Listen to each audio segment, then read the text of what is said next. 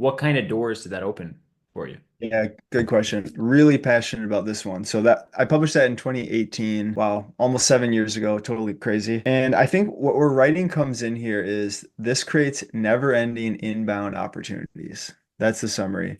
And so with technology, you can write something once and have it be read a million times, because it's obviously at zero cost of distribution to get your ideas out there. And it's a similar, I imagine, when you're in the writing process, you realize as you're going into a certain part, wait, I don't know this as well as I should know it. And in order for me to make this good, I'm going to pause here, do some research, and then get back into the writing. Is that what the writing process looks like? Is like write some, then, oh crap, I need to research a bunch more. And then it goes through drafts and drafts, or what does that actually look like for you? Yeah, exactly. I'm a notes taking freak. So I start really big, really broad, really kind of exceeding my grasp in a way. Like it might be 30, 40, 50 pages in Google Docs of notes and ideas, and I'll go down this path and that path. And for me, the process is figuring out how to refine an idea into the parts that matter and try not to let myself go on all these tangents. That's the So real. what does the generation behind millennials is the Zoomers, right? Gen Z. And so what are the characteristics that define them? Yeah, good question. So they're called the artist archetype, and they're defined by being born during the crisis. So they're born in the fourth turning, so all they know is chaos, change, and instability. And so it leads them to be more inward facing, more emotional, more creative, less practical, less social skills, um, pretty quiet. The like boomers who still watch the TV and still believe everything that's on the news, will they ever be able to escape that? Like it seems like you can present them exact rebuttals to every argument and you can show them how what they're being told is not true, but then they still just go straight back into the matrix or whatever you want to call it. So do you think that will be broken during this time? Or is it even It's possible? a good question. The fourth turning piece that you wrote was also another huge piece, right? Of you tying all the ideas together from the fourth turning book and presenting this thesis and how Bitcoin is fourth turning money. Am I right? Yeah, that's right. I would say if For you go back to our famous thinkers throughout time, maybe they're from the Greeks or from the Italians in the Renaissance, pick your favorite name, Einstein, etc. What I find very interesting with these people is they're not rigid science people. They think hard. They use their mind and they say, think about the incentives, think about the systems. What do I believe is true? Then how do I go prove that with science? Which is kind of don't get consumed by the internet. Easier said than done, but if you find yourself in a bad mood or anxious or frustrated or whatever, see what happens when you turn the internet off a little bit and go touch some grass. Focus on your local politics if you have to focus on politics at all. Focus on family, focus on yourself. That is where most of the work is done. That's where most of the benefits are to be had. In health, it's all about the fundamentals. You do not need to be a biohacker. You do not need new supplements except creatine. Everyone should take creatine. But it's sleep, stress, proper food, exercise, sunlight. Like don't overcomplicate it and don't buy supplements until you achieve those things in a decent state. That's where most of the gains are. Brandon, welcome. What's up, Jeff? Thanks for having me. Yeah. Uh, And hey, my wife was just asking me, what show are you going on? I mentioned your show. How do you know Jeff? And I think we met the first time in Minnesota, right? You were here visiting and you came to one of our meetups in the park like 4 years ago or something. Is that right? Sounds right. Yeah. I came across your work earlier though, with your first writing piece, or the one that first I think put you on the map was the Mycelium of Money piece. Yeah, that's right.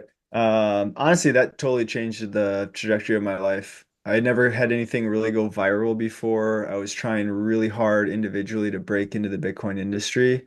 I had a previous career in enterprise software sales, then did a few years in entrepreneurship, started and sold a few companies, found Bitcoin, and I was really trying to make my mark in this thing because I just felt a deep alignment with the purpose, the mission, which I think is very good for humanity. And so all my effort going there, and at the time the writings were all about, hey, Bitcoin, here's Bitcoin through an economic lens or a technology lens.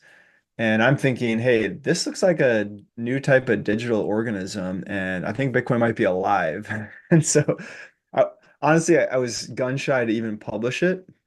I did not expect the Bitcoin community to be supportive of it. But to my surprise and to my now delight, the Bitcoin community is full of very, very flexible thinkers. And yeah, the desire to come to truth and entertain weird ideas seems to be common in that group. And so now it feels more like a fraternity of like-minded people or something like that. And yeah, there's good and there's bad. Any ideological communities have their downfalls, but I think it's a pretty special place on the internet today, and I think we're lucky to be a part of it. I agree. What made you scared or nervous to publish it? I think the primary reason is because I didn't think anyone would be interested in these ideas. And it comes from a shallow, ego-y, I really respect these people. I want them to respect me back, and I don't want to look like an idiot publishing some wacky stuff, right? Which is total nonsense, but I think that's primarily where it came from. And shout out to Dan Held. He had published something about the origins of Satoshi, and he used kind of a surface level gardening analogy for that. And so, okay, I saw that, connected with Dan, and he kind of edited my first piece and helped me package it up a little bit, gave me the confidence to ship it. But then, like, 2 hours later, my phone's buzzing nonstop to where the battery dies. Andreas Antonopoulos, who is a hero, he retweets it. All my favorite Bitcoin people are commenting, and yeah, that was a pretty wild day. That's incredible. That's wow. And so that then probably you mentioned it changed everything for you, or at least allowed you to kickstart. Like obviously now you're working for Swan and in a Bitcoin company, but what kind of doors did that open for you? Yeah, good question. Really passionate about this one. So that I published that in 2018. Wow, almost 7 years ago, totally crazy. And I think what we're writing comes in here is this creates never-ending inbound opportunities. That's the summary. And so with technology, you can write something once and have it be read a million times because it's obviously at zero cost of distribution to get your ideas out there. So that's part one. We have the technology. Part two is that the world is large by number of humans, but the world is really made up of all these different subgroups, all these little bubbles, and they overlap here and there. And so when you look at the world through a community lens, they're actually pretty small communities and many of them. And it's not that hard to break into these communities. And the rabid ones like Bitcoin, they're starved for really good content. And I would say especially Bitcoin. We love the ideas, and now I call myself a Bitcoin think boy, tongue in cheek, like just writing philosophically about Bitcoin that has really no purpose other than us mentally masturbating around the ideas. But what it turned into is people knew who I was from the essays and the Twitter stuff. And so anytime I wanted to get in with a company, let's take Swan, show up at a conference, and Corey, the CEO of Swan, had seen my work. He knew who I was. Our first conversation was him saying, "Hey, let's talk about you being an advisor for Swan." And he saw the marketing and the content stuff. I said, okay, we're going to be an education company. We want that type of work in our company. And so, yeah, it's been never-ending job opportunities since, which is kind of amazing. They don't have to do the hard work of finding those career opportunities. And simultaneously, you're building a bunch of inbound around your favorite ideas. So I'm putting out a bat signal. Hey, Bitcoin's a living organism. Hey, let's look at the world through complex systems like the fourth turning or whatever the topic may be. Anyone who's interested in that reaches out to you. And so now I have all these friends in Bitcoin land that are into mycology or fourth turning stuff or whatever the topic is. And so enrich my personal life with friends, enrich my career with inbound opportunities. And in a way, I think it makes luck, right? Could I say that's why I joined Swan or why I've been there for a while and made a pretty good impact there? Or is it all the other things in your life, right? Everything's connected, but it's easy for me to point to the writing as inbound. And so anyone who wants to break into an industry or just increase the quality of your life, honestly, I recommend writing. Or content creation of any time. It doesn't have to be written. And then the final point on writing is that for me, at least personally, and I think this is generalizable, if you've never written about an idea, you don't really understand it. And I know that sounds a little harsh, but I really do believe that until you put your skin in the game and you publish something, you haven't done the hard thinking to really, really know what you're about to say. And it's very easy for me to talk about ideas, but then when the pen hits the paper, you're like, shit, do I actually know what I'm talking about? How baked is this idea? And it's never as baked as you think. And so writing is a superpower to sharpen your mind. That's incredible. I've noticed a similar thing with teaching where, there's a old adage that is you never fully understand something until you can teach it to your grandmother. And it's a similar, I imagine, when you're in the writing process, you realize as you're going into a certain part, wait, I don't know this as well as I should know it. And in order for me to make this good, I'm going to pause here, do some research, and then get back into the writing. Is that what the writing process looks like? Is like write some, then, oh crap, I need to research a bunch more. And then it goes through drafts and drafts, or what does that actually look like for you? Yeah, exactly. I'm a notes taking freak. So I start really big, really broad, really kind of exceeding my grasp in a way. Like it might be 30, 40, 50 pages in Google Docs of notes and ideas, and I'll go down this path and that path.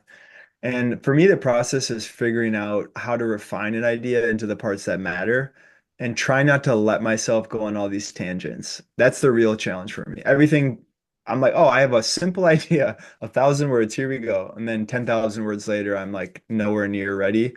And so it's also part of my personality, which is that I love lots of different topics. And so ideas are cheap for me, but refining them and focus is the hard part. And so it's partially figuring out the focus and what's essential. And part of it would be, yeah, there'll be gaps in my logic, and I want to make sure the content builds upon itself, and I don't take things for granted. And so, yeah, you'll find out like, okay, there's an assumption baked into this thesis, and I haven't fleshed it out.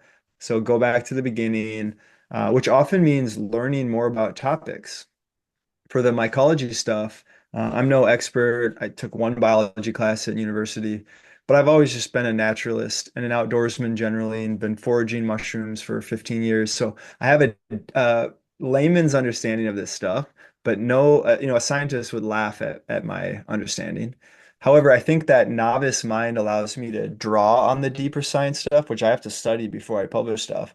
But I'm still an amateur, and so it's easy for me to communicate that with someone a few steps behind in that journey.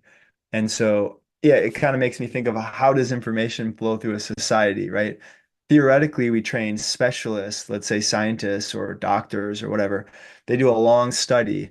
Now, the time they're 40, they're going to try and add to the human understanding. So they add 1% more understanding in cardiology or mycology or whatever. But then what ends up happening is you have all these islands of specialists, and they have so much study to create that tiny new information. However, it's siloed, no one reads it, it's super dense. And so, as a society, we have specialists, and we need more people to collect that information, repackage it, and communicate it in a way where it's more broadly understood. And so I think that's sort of my role is to go into the depths and mine for cultural artifacts and try to explain them in a way that moves humanity forward. And if it doesn't move humanity forward, at least we get to wrestle with some fun ideas along the way. Incredible. Yeah, I want to go back to your saying, just talking about never ending inbound coming from writing. As a sales guy myself, that just is the dream. So it makes total sense. And you see all the best sales come or all the best companies who have the easiest sales are because their content is so good and people come to them versus doing a direct response style outbound advertising campaign or something like that. So I love that. Um, the fourth turning piece that you wrote was also another huge piece, right? Of you tying all the ideas together from the fourth turning book and presenting this thesis and how Bitcoin is fourth turning money. Am I right? Yeah, that's right. I would say for the Bitcoiners from 2020 onward, I'm the fourth turning guy. For the people prior, I'm the mushroom guy. And so I think, yeah, depending on where you came in, that's sort of my hat in the Bitcoin space, good or bad. But the fourth turning is a theory based on a bunch of demography studies. So two Americans in the 80s and 90s wrote a bunch of books looking at history in the US, and they accidentally came across this long cycle, about 80 to 90 years, roughly one human life. And so they discovered this emergence cycle, and then they wrote a second book on the topic in I think 97 called The Fourth Turning, which is explaining that cycle. Okay. fast forward to 2020, COVID lockdowns are starting. I'm starting to, I don't want to say manic, but like cooped up, feeling a little bit manic and trying to make sense of the world, which maybe is not possible, but I like to at least give myself the illusion that I understand what's going on. And so I'm reading books like crazy, trying to make sense of the world, calling all the smart people I know for long walks, just trying to make sense of things. Stumbled on that book, read it, and read it now 3 times or something like that. And I found that to be the best lens to view the world, at least to make sense of what's going around. A couple things that didn't make sense to me were why would neighbors be telling on other neighbors for too many cars in the driveway? Why would all these Americans who are supposed to be like more sovereignty, individualistic, just blindly accepting whatever the talking heads tell them? And in my head, I thought this was not going to be so easy for the propaganda machine to win. And I was really disenchanted to learn the fact that most people just want to save face and go along with the herd. And so the fourth turning kind of breaks that down and says, well, every 80 or 90 years, we look around and our institutions start to crumble. And if we look at our current fourth turning, it ended on the heels of World War II. Okay, so there's this period after the war where everyone's sick of fighting and there's winners and losers and there's a whole bunch of territory up for grabs. And you sort of rebuild the world after that giant cataclysmic event of World War II. Okay, so in that period, we created the World Bank, IMF, NATO, the Bretton Woods monetary system. Right before that, we had FDIC, Social Security, probably other things that I'm forgetting. So you add all that up, that's essentially the world order that we've been living in since. Okay, and you start to dig into those institutions and you realize, okay, at the time they made sense for the world around us. Then we've had social change, we've had technology change, we've had the natural entropy of systems decaying, and also the longer a system or group or company or institution's around, the higher the likelihood chance of it being co-opted. And so the original mission changes, new people figure out how to leverage it for their own gain. And now we look around in 2020 and our institutions are failing us. And our society response to our failed institutions is to band together and say, shit, we actually need these institutions. And so the stakes are so high, people are willing to, they feel the need to band together and march to this ideological drum that's essentially, if you're not with us, you're against us. And the reason we come to that state is because we need massive change. And the only way to make massive change is with sacrifice and being aligned as a group. And so we succumb to groupthink. It happens every fourth turning. And so that sort of starts to explain cancel culture, why everything is political now, right? All these things start to make sense. And so read the book, summarized it through a Bitcoin lens, and sort of said, okay, if we're going through this large external world transformation over the next, let's say, 5, 10 years, what does that look like as a Bitcoiner? What does that mean for the Bitcoin asset? What does that mean for adoption or not in that world? And I think it's fair to say that when there's more chaos in the world, more instability in the world, humans will look for stability in whatever way they can. Okay, that could be just putting food in your bunker and like trying to weather the storm. That could be holding on to an asset outside of government control. And so all these things together, and it's pretty obvious that Bitcoin is a star in this environment. And then one more point on the fourth turning, otherwise this can go many directions, is that the authors studied about 400 or 500 years of history. And starting from present day, if we go back 80, let's call it 85 years to make it easy. Go back 85 years, we're at World War II. Okay, previous one we have the Civil War. Yep, then we have the Revolutionary War. Okay, so all fourth turnings in American history have had total wars, and all total wars have happened inside of a fourth turning. And I don't want to say that for sure everyone will in the future, but so far it's 100%. And so what does that mean? Our current fourth turning started around '08. I expect it to be concluded around 2030, 2035 at the latest. And so what I expect looking forward is more volatility, more breakdown of the geopolitical system, more civil war, more extreme left, more extreme right. And I don't know what the climax will be, I just know that it doesn't take much because the conditions are ripe for massive change. And so the right way to think about the fourth turning in my mind is it's more of a societal mood that would dictate how we respond to catalysts. In the fourth turning, we're on the knife's edge of total war, civil war, etc. Maybe midway through the cycle, the second turning, there's four quadrants that they come up with. In that middle period, it's all about interchange. It's the psychedelic 60s, civil rights era, etc. That'd be the last second turning.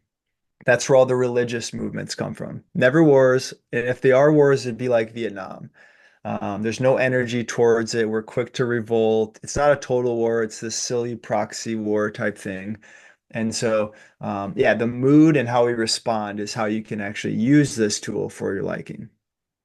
Is it fair also in the fourth turning as part of the thesis, the four-part cycle of strong men create good times create weak men create hard times create strong men?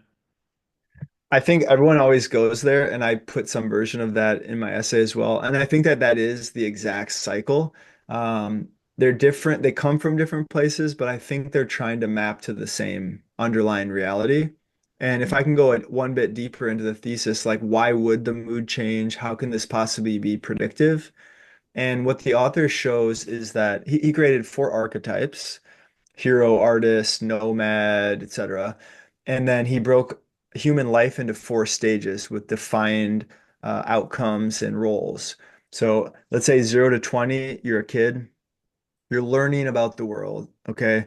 You're essentially handed ideology from your parents. As you grow up, we're built, our biology says rebel against your parents, try something new. And then your 20s, early 20s, you sort of go out in the world with your peers who are all born at the same time as you. Okay. And because everyone's born at the same time, we're all born in the same condition. That forges an identity with us as young people. And then we cement it as soon as we leave the nest. And now all of a sudden we have this hardened cohort.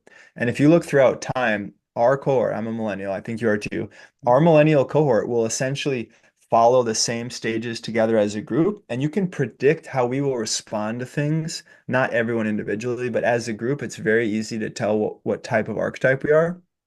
And that will play out in the future. Okay. And now you look at the four stages: elder, midlife, young adult, child. And depending on which archetype is at which age, that sort of dictates the mood. Okay, so right now, fourth turning, you have the boomers in the power position, the elders, and they're the ideologues. They say, "Do as I say, not as I do." They love war. They're overly idealistic. They're not practical. And that's the archetype that always sends people to war.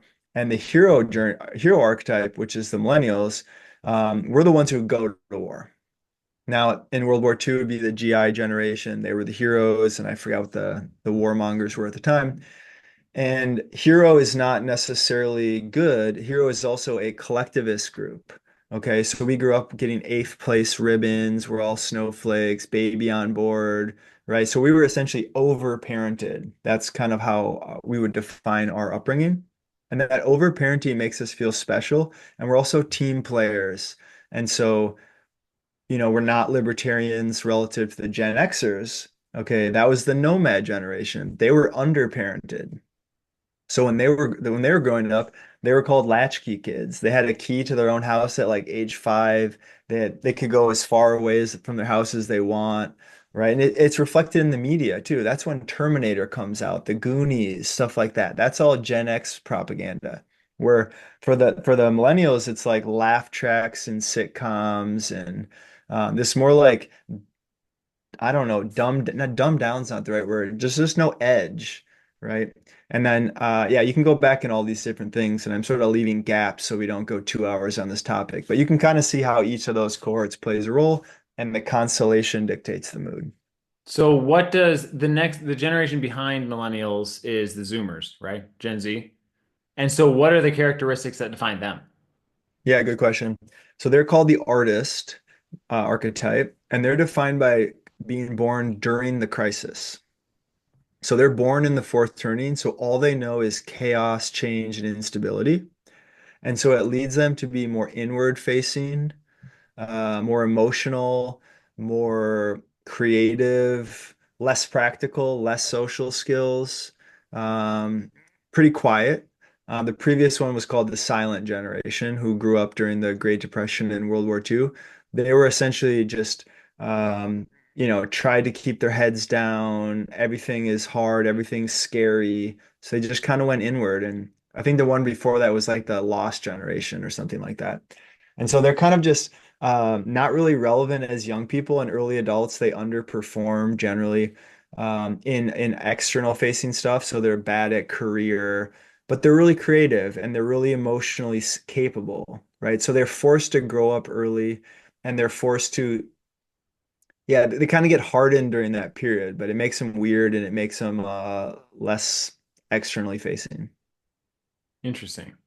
Well, you can definitely see, I mean, I can see, I think everybody can see the volatility that is coming. And you've got the most polarizing president back in the office, and we've got Doge going on, ripping through government for inefficiencies, and people now celebrating, like, first being their eyes, having their eyes open of what all the waste was and things like that. So, that would that be to be expected? Like, was it obvious that, of course, Trump's or whoever the most polarizing guy is going to win. And of course, he's going to be the figurehead. And then also, probably, of course, he's going to be the person that everything's blamed on after he leaves. And then who knows what comes next. But how do you interpret like the next 4 years? And then also, what would be like public opinion if we're not all the way through the fourth turning yet? Yeah, great question. So in fourth turnings, we're looking for a strong man or something that represents populist ideals. That could come from the left or the right. All over the world, populism's rising, which is kind of a counter elite force. Populism has a lot of people talk about it. What does it mean?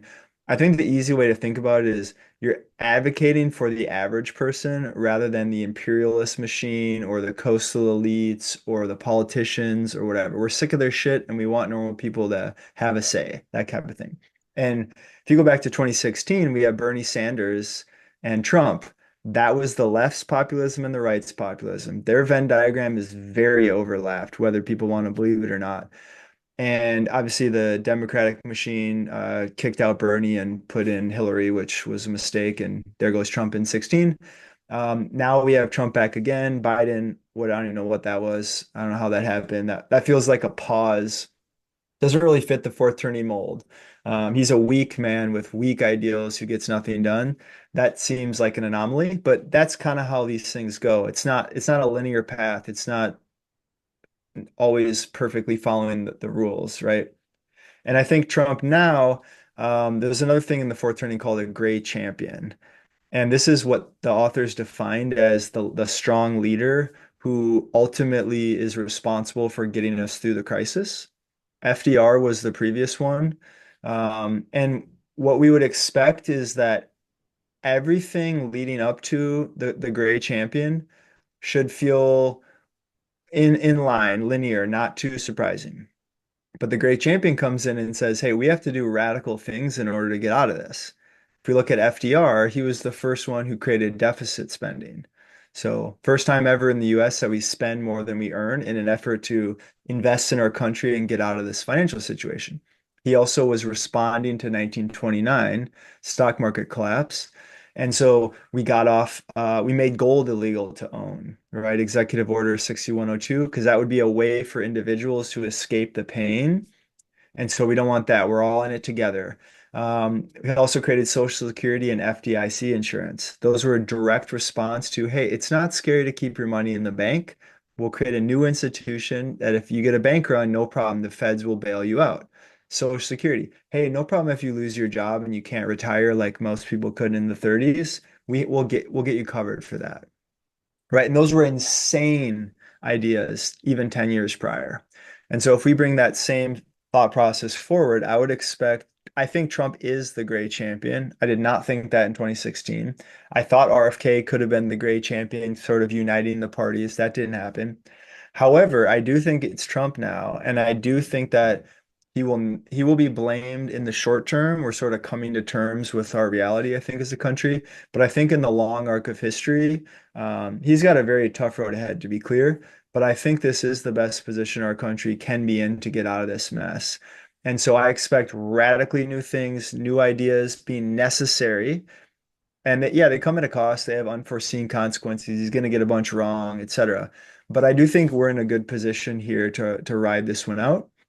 And I think the coalition he built, left and right, Tulsi, RFK, et cetera, I think that's a really big part of this. I think Elon is as well, although I view Elon as a wild card. I don't expect him to maintain his relationship with Trump. I expect him to break down at some point. He's just too volatile. But I think you add all that up, and I think that is our great champion. I think that he will be looked back as a very good president during the times. But we're going through the most volatile period in either of our lifetimes, so I don't want to overstate it. Yeah, it's interesting the things that came out of the last fourth turning. You're mentioning FDIC, Federal Reserve, Social Security, all the things that are massive problems for us right now are things that came out of there. So is it likely, like, I mean, it seems likely that we see like what's talked about is some kind of Bitcoin strategic reserve or strategic stockpile, a very wild card idea. I'm not saying that it will be looked at as a horrible thing in 80 years, but it seems, is that common if you go back the previous cycle? Did we see also problems that ended up creating or causing or being like leading to the massive populist movement? Like they're no longer serving the people that they were created for in the first place. Exactly right. I view this as a pretty logical form of entropy, which is that we sort of just outgrow our institutions over time. As humans, if we're still growing and evolving as adults, we outgrow our previous interests, our previous point of view. I think institutions are the same. They're not needed in the same way as they once were because the world around them has changed, and it's really hard to disrupt yourself as an institution, right? Innovator's dilemma is how the business school would teach it, but Kodak should have came up with digital cameras, right? They should have been in the capturing memories business. Instead, they were in the physical film camera business, right? So they allowed upstarts to eat their lunch.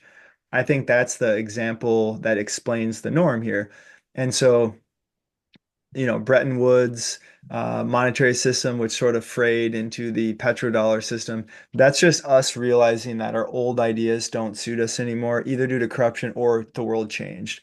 And so, I don't think it's clear what the new institutions are in this fourth turning, but what we should be looking for is what are the new institutions? How do we create unity amongst Americans? And I think that that's what we want to see. There's a world where we fracture and we fight and we have like distributed, weird, sort of cold civil war, maybe hot civil war in the US. I think that was extremely likely. However, now I think I see the opposite. I think MAGA as a group, it has negative connotations from the left, but I think MAGA as a meta idea took over the Republican Party. And I think that we should see an America First agenda here that will spill over into average people's benefit. And I am optimistic that that does bring people together. Even if you're reluctantly not a Trump fan, fine. But if you see your material world improve, I think that goes a long way. Will the like boomers who still watch the TV and still believe everything that's on the news, will they ever be able to escape that? Like it seems like you can present them exact rebuttals to every argument and you can show them how what they're being told is not true, but then they still just go straight back into the matrix or whatever you want to call it. So do you think that will be broken during this time? Or is it even possible? It's a good question. I think it's generally hard for people the older they are to change their mind. We have lots of idioms around this. You can't teach an old dog new tricks, etc. I think we know about it from neuroscience point of view now, where we form new neural connections really easily when we're young, especially up to age 7, which is more or less kids in theta state, which is a rapid learning, playtime, imaginary. That's why kids are so silly because they're seeing the world through a crazy brain state that most adults can't relate to, through meditation, maybe through psychedelics, maybe. But essentially, you're young and you're plastic, and you get older and you get pretty rigid. And so I don't expect big sweeping changes from the boomers. but I do think on the margin, they're getting progressive wake-up calls. Speaking from Swan's point of view, we have a ton of boomer clients, and pretty much all of them found 2020 to be the linchpin for them on exploring Bitcoin. Hey, why are we printing this money? This doesn't make sense. The world's going crazy. I'm trying to make sense of the world. Okay, Bitcoin makes sense. I should own some. And so I think it's happening more than people believe. But I think that, yeah, to take one step back, I think there's two trends here. One is the world, our institutions are breaking down, and that wakes people up to search for answers. Simultaneously, the media regime is changing too. And That's so, huge. yeah, and so whether they don't have the boomers don't have to change their point of view because the media landscape is shifting under their feet and they'll die off and a new regime will take over. And we're already seeing it, right, with podcasts. People call it like the first podcast president. Maybe that's premature, but it's the first time that independent media is noticeably more important than the mainstream media. And so I think that trend continues.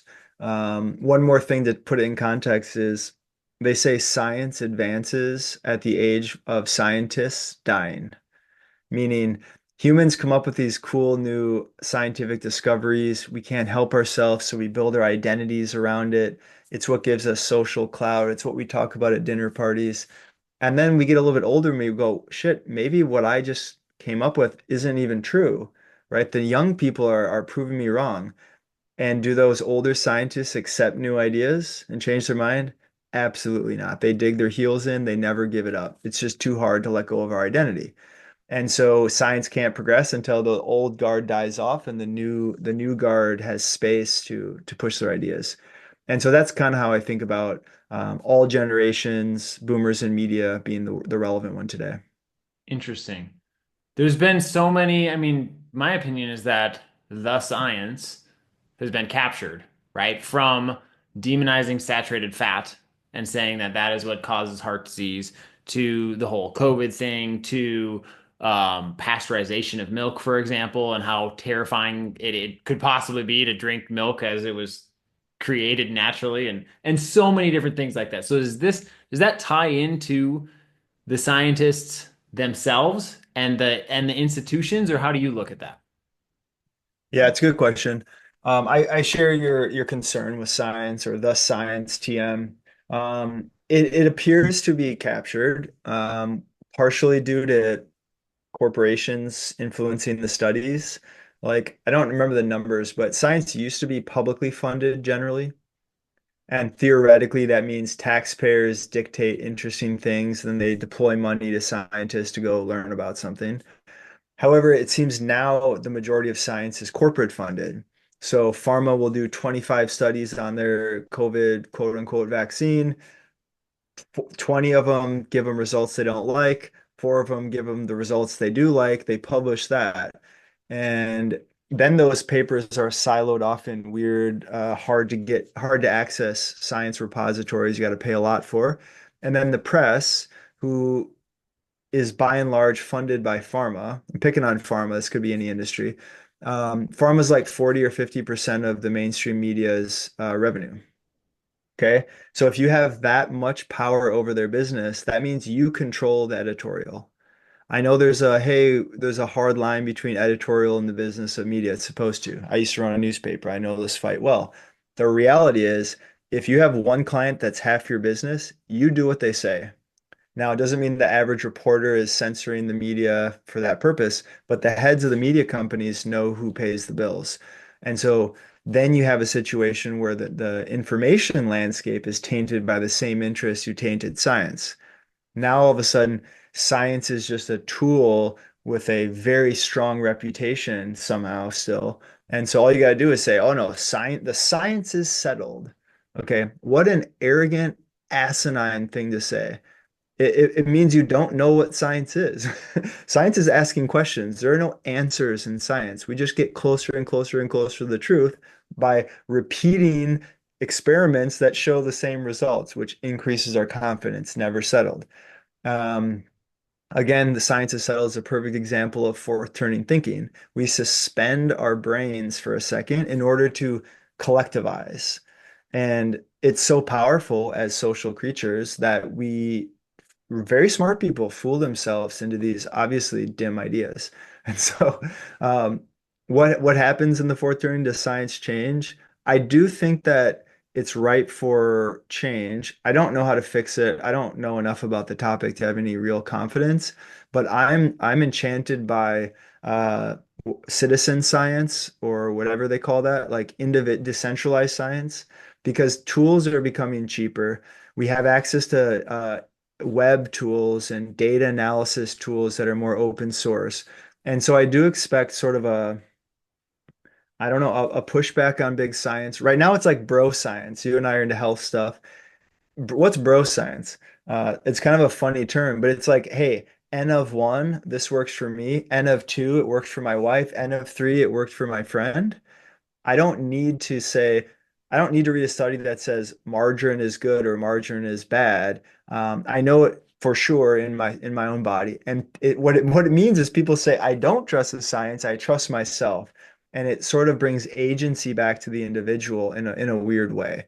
You go on Twitter or X, whatever, it's full of health influencers with esoteric health knowledge. What are they sharing? They're pretty much sharing what everyone thought was common knowledge 150 years ago. Eat Yeah. local food, have a community, go outside, work hard, get sun, get sleep, de-stress, raw, local, organic food. No, that was food for all of humanity. That was, you didn't have to discern food. All food was like that by necessity. Now we have like corporate food, science food, food-like products. And it's the first time ever that humans have had to be discerning with food. We can't help ourselves. We destroy our metabolic health and we have all these bad outcomes. And so, yeah, health influencers are like, hey, do the fundamentals. Don't be crazy about it. And so, so I see a rise of don't trust it, like a counterforce, which can be negative. I see a rise of independent science who can collaborate online. I see a rise of common sense, honestly, and that fills a lot of the gaps. One more point here is if you go back to our famous thinkers throughout time, maybe they're from the Greeks or from the Italians in the Renaissance, pick your favorite name, what Einstein, etc. What I find very interesting with these people is they're not rigid science people. They think hard, they use their mind, and they say, think about the incentives, think about the systems. What do I believe is true? Then how do I go prove that with science? Which is kind of the opposite of the scientific philosophy. But what it tells me is that the highest level thinking, the highest level of novelty generation or idea generation comes from intuition, comes from individuals, comes from thinking, some mix of thinking and intuition. And then science is just the formalized process that we can agree upon these things. But all the conclusions were foregone by the person who ran the study originally. And so it's kind of in my mind it's sort of telling that we should be trusting our own intuition, our own common sense and what we see more and give less credit to what we absorb in the information sphere. Okay, I lied. One more point. The information sphere. As biological creatures that we are, our nature is not used to this always online information sphere. We're not supposed to know what's going on in the Middle East 24/7. And so our meat suit is being hijacked by modernity. And we have all these diseases of modernity. We have a hard time making sense of the world. We're very anxious. We take all these drugs to counteract that. That doesn't work. And so it's really what I observe is a mismatch between our meat suits and modernity. And what that means, it doesn't mean we throw away technology. Don't go live out in the woods. We have to integrate technology into the physical reality that we live. And so that means, I have a high-powered red light next to me. I have an infrared sauna in the other room. I have walks every day in the sun, blah, blah. So I have to forcibly get out of this office I'm in right now to go make sure I satisfy my meat suit, which often means gardening after like high stress analytical mind business world. And so, as individuals, we just need to be conscious of our meat suit, and that's pure fundamentals. And yeah, I think we'd all be better served if we took some more lessons from our grandmas or great grandmas and just emulated their life more. I love that. The older the problem, the older the solution. And just going back to what did our grandparents do, think, what was normal for them. And anytime, like that's my mental heuristic for anything is like, was this around? Is it Lindy? Was this around 100 plus years ago? And was this normal and acceptable? And if not, then big questions come up. You mentioned uh, intuition multiple times. I'd love to hear not like a definition of it, but like your experience or like what intuition means to you. Yeah. So I used to think that I was a very analytical thinking first person.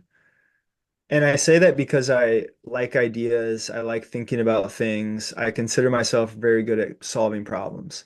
Okay, so I thought I was that type of brain. And the older I've gotten, I started to be more critical of where my ideas come from, where my conclusions come from. And I realized that most of my strongest convictions are not because I simply thought about it really hard. It's because I thought about it, then I sat with it, I allowed my body, not my mind, to interact with this thing, and the truth emerges, and I feel the truth. I know it's true. Um, and it's not a woo-woo thing. We all have this system in our body. This system is older than our neofrontal cortex, our new brain, our new brain for language, higher reasoning, etc. But we have an old brain called the limbic system, and the limbic system knows things. Trust your gut, right? So that system's real.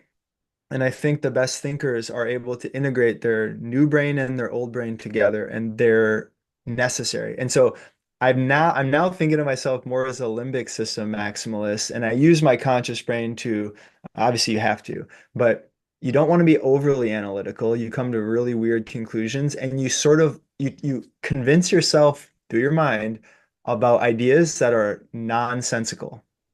But you can torture the logic and make it feel right, but in your body it feels wrong. And so that's my experience with it. And it's trust your gut, trust your intuition, don't be influenced by others, and go honestly, just go for a long walk. Take out your headphones.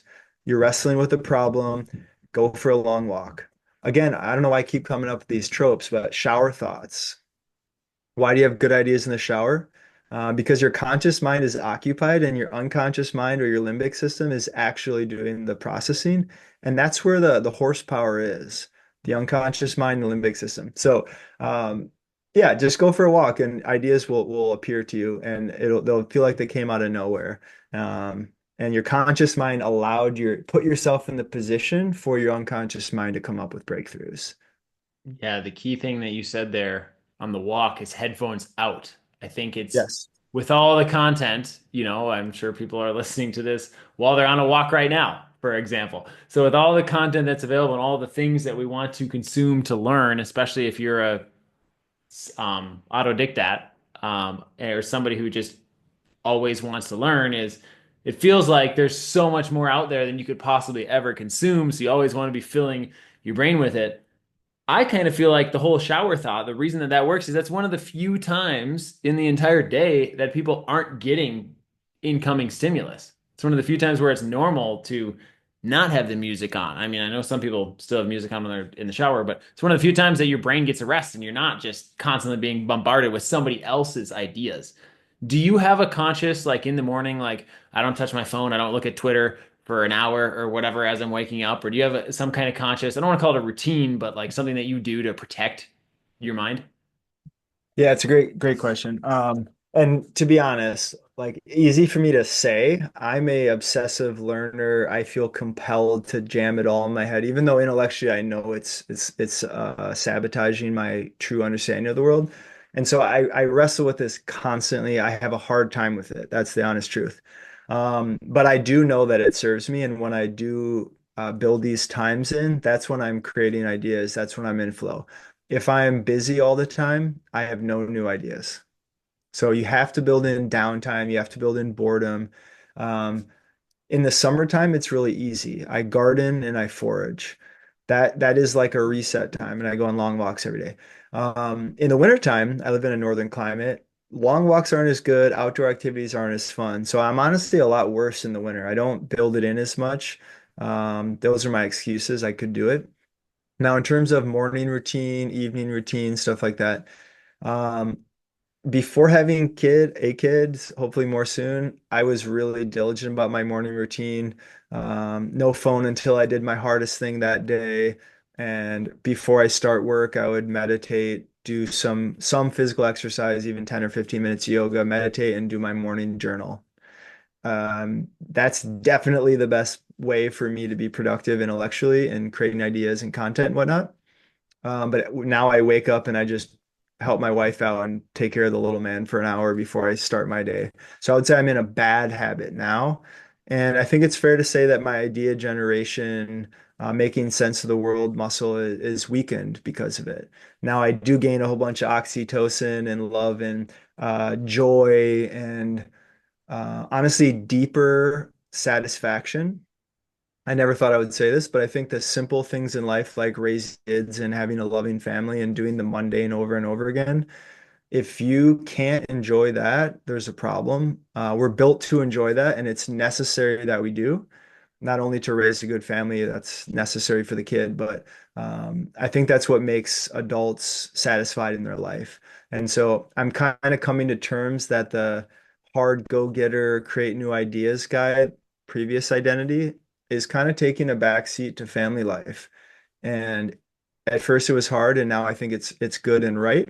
But I still fantasize about go rent a cabin in the woods for 3 months and just go into my own ideas and write a book or think a lot or whatever. So I don't have a good answer there looking forward, other than I know I want more of that time. This season of life, it doesn't fit in. Going hard at Swan, been there for 5 years. I really want to see this thing through, and I'm very proud of what we built. And so I'm committed to that and family until further notice. Incredible. Yeah, well, let's talk about being a dad because I got less than a month until my first child comes into the world. So I, if I'm being honest, I'm a bit nervous about the lack of time that I may have. I mean, you just mentioned that you know you have a perfect morning routine or a perfect ideal morning routine, and then that all goes out the window. And so, what has changed with your priorities and just, I mean, probably everything's changed with your life, but what are the biggest changes that you, I mean, you get a lot of advice from people that you didn't see coming. Yeah, good question. To give myself less of an excuse, I could go to bed earlier, wake up earlier, build my routine in, and just sacrifice my evenings, right? I could. I just haven't. So that's on me. Um, but one of my personality quirks, I don't know what I haven't really figured out exactly what this is, but I have this weird thing where my day is done and I wake up, my day is really not mine until kid goes to bed. So 9 o'clock, now I'm free. And maybe I do some with the wife, maybe it's just me, but I absolutely need solitude every single day. And so that usually comes in the evenings. And so that usually means that I'm staying up later than I would like to be if I want to build in my perfect morning routine. And so Hmm. I'm accepting that trade-off now, but it comes at a cost. I'd probably be better off going to bed earlier, waking up earlier, and doing that routine, but I have it. So whatever that tells you. Um, Back to fatherhood. So I was mourning the loss of my independence, free time. I like spending a lot of time in the woods. Like if I had it my way, I would camp like every other weekend for 9 months out of the year and do multiple 5 to 15 day hiking, canoeing, rafting, camping trips. And I was scared to lose that. I like live music. I like traveling. I like indulgent intellectual learning time, etc. And I was very nervous about that with a kid.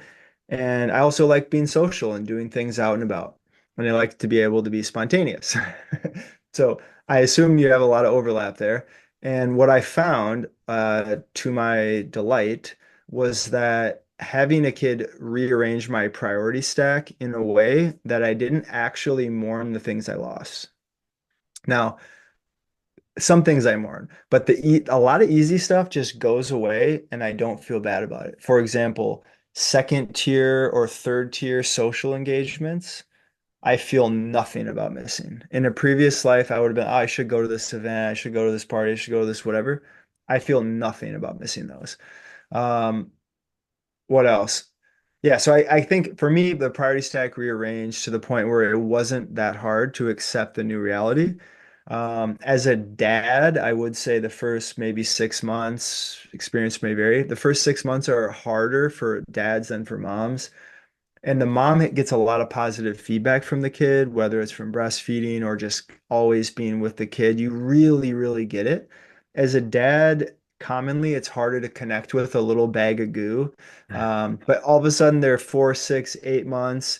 They're giving you smiles and laughs, and they're giving you all this. You get to do things with the kid and they know who you are versus like the poopy diaper guy, right? And so starting around 8 months for me, parenting went exponentially better and better, better every single day. Now I have full-on conversations with my kid. He can identify like 20 different wild mushrooms. He's absolutely hilarious. And we have our little things we do, and it's really rewarding. But it was not that way in the beginning. In the beginning, it was just nonstop chores, not a lot of sleep, and like boredom, honestly.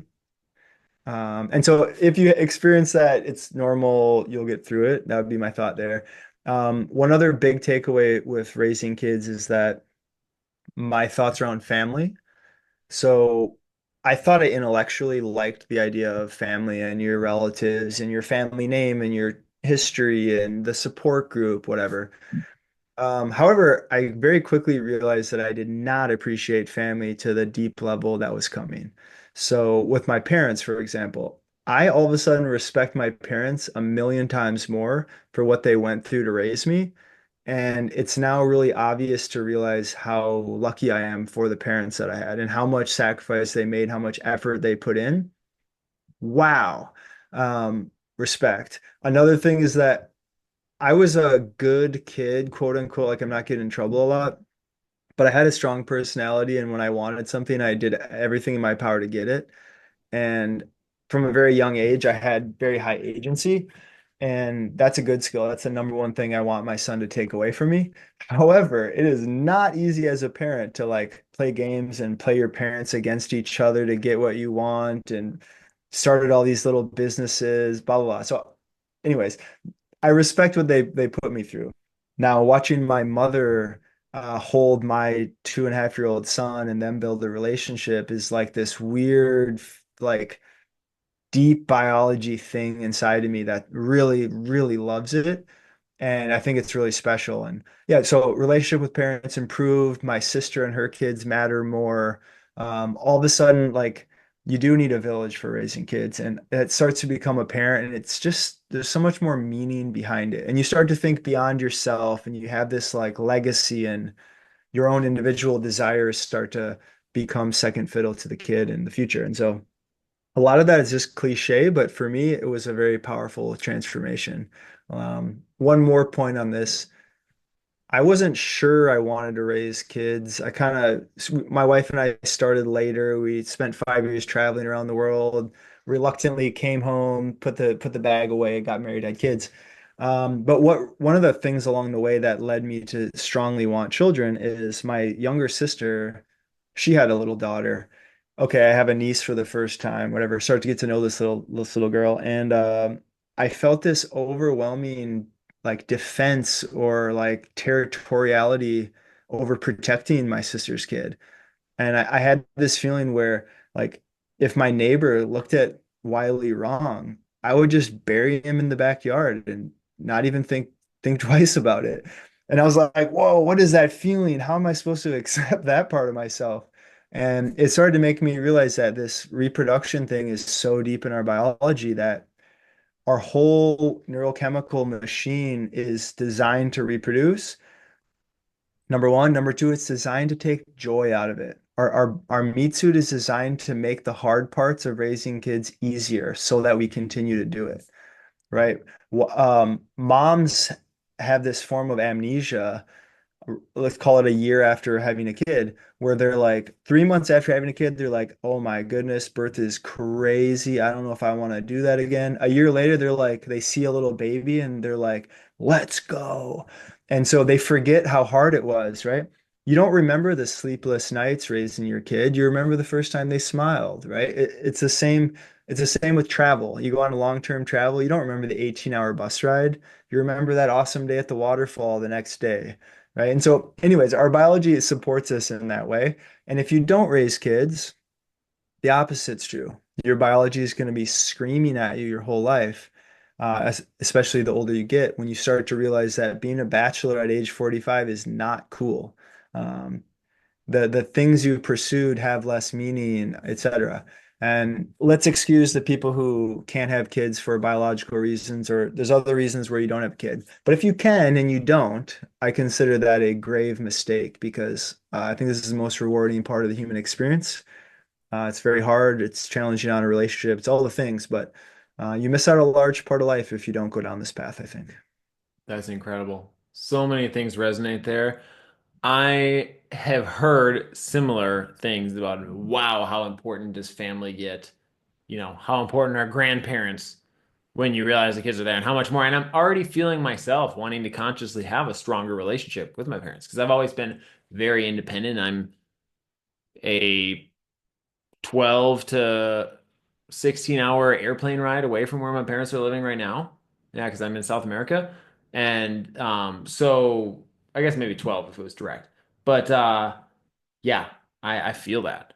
And also, I've seen that people who are, especially women, who when they get, 40 or they've decided they didn't want to have kids because they're dual income, no kids or whatever, man, how much they just melt when they see a little kid that they can play with, and how then they adopt a dog or a pet or something that is their kid, and they have this so clear they have this motherly instinct that wants to be satisfied, and they're trying to find any way to let it out. Oh, So 100%. I think the rise of dog moms is an embarrassment, honestly. It is not a replacement, but it is the same instinct that you described. But come on, if your dog bites your kid, who do you think comes out of that? Like the dog's gone immediately. There's no It's not like I have a fur baby. No, you don't. You have a dog. And I love dogs. I'm a huge animal lover, like always have been. I absolutely love them, but it is not a replacement. And trying to fill that child-shaped hole in your heart with a dog, okay, better than nothing, but you're missing out. I also think that some people, they need to justify their nagging decision of not having children. So they show off all their grand adventure. They lean into individualism and they show off this amazing life they have to try to convince themselves that they made the good decision. And maybe I'm overestimating my ability to observe this, but I see this everywhere. Um, the midlife crisis, get a Corvette or do this, do that. Anyways, I yeah, don't want to knock them too hard. no, I mean, I think a lot of it, unfortunately, is that they fell for all of the programming, propaganda, whatever. Like Sex in the City, for example, as a TV show, was like showing the glamour of, I never watched it, but how I assume it is showing the glamour of being a single woman who is independent and strong. And then the whole feminism movement of having women feel that don't need to rely on, like, scamming them into thinking or tricking them into thinking that taking care of the home isn't a job in and of itself. And then on top of that, we'll add like inflationary pressures that then force women to feel the need, like, oh, I have to work in order for us to get by. And I think now we come full circle and we come back to having good money. And then all of a sudden, those things go away and we start to see more deprogramming of, or more, we're more aware of what the programming is. At least my wife and I are, and I assume that you and your wife are as well. You start to notice like, is that my idea, or is that what I'm truly feeling, or is that something that was just like put into me by media or by outside forces? That is such an important point. Um, yeah, feminism is starting to be questioned on a larger scale in society right now, and I think that's a very good thing. If you are a woman who consciously chooses career over family and you're not programmed by it, you came to that conclusion, more power to you, 100%. But I think the average woman in America, let's say, feels a very strong, weird society pressure coming mostly out of the left today that says you need to be a boss babe, not a family person, because a trad wife is slang, is a negative thing on the left. It's become like taken over by the new right or whatever, which is a little more like return to family values type energy. But you go to like a place like LA or New York or something like that, and you're in obviously very left-leaning circles. It's an assumption. that raising kids is kind of a bad idea.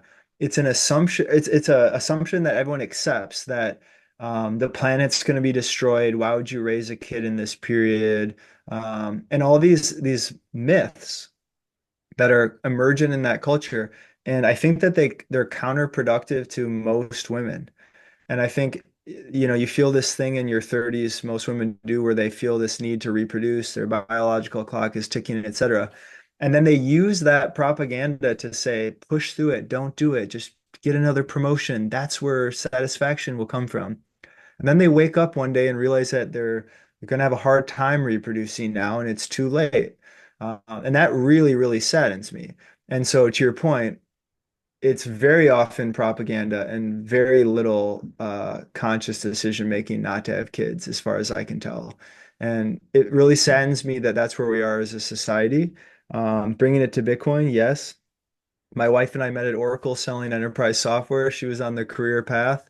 I didn't think anything of it at the time. I thought it was cool. She makes good money. Great. We'll have an awesome life. Traveled the world for 5 years. Didn't think too much about kids then. Then we both have started to shift out of that world. And about 4 years ago or so, I retired my wife. She doesn't have to work. She's at home with our son and whatnot. And yeah, it was for her, it felt weird at first. She felt resistant to this idea. I don't want to just be a wife or a homemaker or whatever. And now I would say she's thanking me as like this is the greatest gift I could have ever received is having these early years with our son and hopefully more kids in the future. And it doesn't mean that she doesn't have interests or whatever. Like she just picked up a 5 hour a week part-time remote job in the cracks of our life for her own personal needs, not for financial needs. And we built her life around a way that allows for that to be true. But that means we make less money than we could and we live differently than we could, right? But the idea that we would send our kid to daycare so my wife can have a career, quote unquote, that to me is absolutely crazy. Many people have to your point around dual income and the realities of the world. Many people have to. Many people think they have to, and think they have to as an assumption that they need two new cars and live in the best place in town and go on lavish vacations, etc. When really they probably could choose to make some sacrifice and have mom raise the kids or dad raise the kids or whatever. And so, yeah, enter Bitcoin. I think that will do a lot for raising families. Question for you. Do you think that the pro-natalist energy in Bitcoin community, which I think is probably like 5x Gen Pop, do you think that comes from people becoming more materially successful through Bitcoin so they now have the capacity to think long term and raise kids? Or do you think people who are likely to have kids found Bitcoin? It's probably a combination of both, but I'm curious how you see that. Help me define prenatalism. Sorry, pro-natalism, meaning supportive of raising kids, having more kids. I The think, Bitcoiners are all about raising families, right? yeah, yeah. Yep. So I don't think it comes from, oh, now I have this. Well, that's an interesting question. So I don't think it's like people who are likely to be family people already are then also more likely to have kids. And I think that people who um, now see more abundance and more wealth, or now see that there is a way out, specifically if we're talking about retiring our wives, I think that's absolutely true. And I'll give a personal anecdote. This is probably a better way for me to answer this. So, and then I'd love to hear how Bitcoin has changed you because I got onto Twitter because of Bitcoin at the end of the 2017 bull market when I had 72 different shitcoins. We all go through that. So I got onto Twitter and somehow, and it was just to follow, Bitcoin accounts to learn more about it directly from the source instead of learning from Reddit. Somehow I got into the money Twitter corner or the online business corner. And then I was getting exposed to all these ideas that were very right leaning, conservative in nature. I grew up in Minnesota as well. Everything that I consumed so far, especially and including my parents, was left leaning. And I never thought anything of it. So initially, some of the ideas were uncomfortable, but the more that I examined them, the more that I was like, wow, this is so true. This is a very interesting way to look at the world. And so when I saw that, then I was like, okay, well, I'm interested. And so I just as I always have, I asked more and more questions. And I allow that to be me saying, okay, well, why am I not okay? Why do I think that a woman should pay for her half of whatever? Where did that idea even come from? And then I started to value more and more like, yeah, I guess it is my job as a man to be a provider. And then that has ended up being exactly the woman that I attracted. And also, I noticed a massive change in just like my preferences. I used to be so into rock climbing, and I wouldn't even think of like dating a girl who wasn't into rock climbing or skiing. Like it wasn't even like that was like the criteria. And then as I learned more and evolved myself, I was like, no, this is not important to me at all. So massive change in preference for me. And then also it's just being exposed to more ideas that were outside of what I initially thought was the truth, basically. I got exposed to a new truth, is what I'll say. That's awesome. I really resonate with wife has to have the same interests as me. Otherwise, it's not a good fit. And then realizing that doesn't matter at all. I wholeheartedly agree with that. I don't need my wife. Like when people are like, my wife is my best friend. That's the person I always want to talk to about everything or blah, blah. I think that's a nice idea, but I don't think we should put that much weight towards it. Um, my wife is so much more than a friend. Um, and I think it's silly to compare her to my friends. Like I have friends I do physical things with. I have friends I have intellectual things with.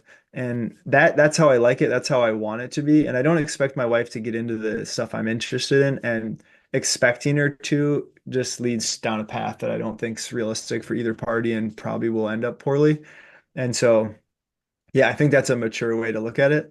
My story is I grew up left-leaning as well, went to the University of Minnesota, very left-leaning school. Didn't really think anything of it. Then in 2016, I was making phone calls for Bernie Sanders' campaign. Now I laugh and cringe at that, but that's where I came from. Interacting with Bitcoin forced me, because I was interested in it, I decided to like teach myself economics from the ground up. How does money interface with our world, etc. That started to shift how I see economic stuff in the world. Then watching my number go up, my wealth go up, I started to think differently about time and thinking more long term because naturally my short term needs were less concerning. And so back to my original question, I think that's objectively true. If you're not worried about short-term financial needs, it's easier to think long-term. And if it's easier to think long-term, you are more likely to start a family. You're more likely to start a business. You're more likely to do something productive with society because you have a second to breathe. You have a second to orient yourself appropriately and take advantage of your ultimate gifts rather than do what's necessary to get to the next month, right? And so I think that provides fulfillment, longer term thinking, and humans are at their best in that state. Um, my wife and I are unique where we met when I was 22, just graduated college, started at Oracle, and none of my current philosophies on life were very apparent at that point. And so luckily, we went through many stages together. Like I was corporate sales climber douchebag for 5 years out of school. Then we're like hippie nomad travelers building online businesses from 2014 to 2018. And then we came home, got married, had kids. Those are very different versions of ourselves. And I feel very fortunate that my wife and I evolved and grew through this together. It didn't have to end up this way. All those transitions were hard. Each one of us almost broke us. And I'm really glad we made it through because we have this continuity through that journey. And yeah, it makes me think like what would it be like now entering the dating pool? How differently would I approach it? I think dramatically different. But I wouldn't go back and change anything. Um, I just think we got lucky and made it through the crucible of that period. Incredible. All right, I'm gonna put a very loosely cause and effect and let me know if it resonates for you. So you get into Bitcoin, which increases your time preference. And I'm not saying you, I'm just saying a person in general, right? So get into Bitcoin, increases your time preference. Now you start focusing more on health. Then your testosterone goes up. Then you have a less of a tolerance for some of these old ideas that were acceptable at a lower level. And that's then being kind of more aggressively tying testosterone to political beliefs. But I've seen multiple studies on that, and I've noticed it with like Mark Zuckerberg, for example. And I've seen it happen again and again and again. So I'm curious, does that resonate with you, or is that taking it too far? So back to bro science. I'm a huge supporter of such a thing. And so this question is like catnip for me. I absolutely think it's true. I don't think it's easy to argue the opposite. The New York Times, for example, will say like gym bros become Republicans, so stay away from the gym or you might become alt-right, right? They kind of have these cautionary tales, which are absolutely hilarious because they're right. But they frame it as this like scary negative. It's like a gateway drug to being alt-right, whatever. I think it's true, and I think it is based in science. I think it makes total sense. So number one, just weight training in general. There's no jacked guys or girls who didn't put in the work. Okay. If you put in the work consistently for a long time, anyone who changed their body composition knows how hard it is, how consistent you have to be. It spills over into every aspect of your life. It makes you a stronger person, not physically, but also physically. It makes you a stronger person in your willpower, your self-confidence. It changes your psychology. It changes your hormones. All of those things change how you relate to the world. And I think lower T or any of those associated things would lead you to be a weaker male. I'll just use male in this example because I'm most familiar there. A weaker man will accept the world around him rather than assert himself into the world around him. And so if you're more on the accept the reality around me, you're going to go along with the social order and you're going to fall in line. If you have a very strong will and you assert yourself in the world, then you have a little bit more agency and you have a little more confidence in yourself to think through things and hold a position that isn't necessarily popular. And it's true, if you go against the herd socially, there is a high cost to that. But there's also benefits to that. And those are the people who change the world. And so, yeah, I think go get jacked. You will lean more right and you will have a more fulfilling life. And yeah, I think that the problems with dating go away when men and women are closer to their natural state, meaning that men are more masculine and women are more feminine. There's a spectrum, everyone's different. It's okay to have fluctuations up and down, but that is our natural state. And for most people, that works the best. And so today we have a rise of feminine males and masculine women that creates more friction in the dating market, more friction generally in society. Um, could that be because of politics? Could that be because of microplastics? I don't know what it is. I assume it's a combination of many things, but I do think slow environmental toxicity is a huge part of this. Our hormone systems, our metabolic systems are by and large wrecked. And in that world, you can see testosterone decline and you can see fertility decline. These are symptoms of the same situation. And so, yeah, I think it's absolutely true. I think we should be aware of it. I think we should accept it as true and we should act as if it's true and act in a way to improve our metabolic health so that we can have better outcomes in our life. Incredible. Yeah. And do you think in this fourth turning, do we have we got the right champions? You mentioned RFK earlier. So do you feel like he is going to make massive changes? Actually, I mean, it seems like I'm somewhat pessimistic about politics and that they always tell you one thing, but then what actually gets done is something different or a smokescreen. Do you think that he is actually going to make the changes or help bring about some of the changes that will lead to more natural life, better metabolic health, and all these things? Yeah, I think he's facing an uphill battle. I think that the entrenched system is going to fight back really hard.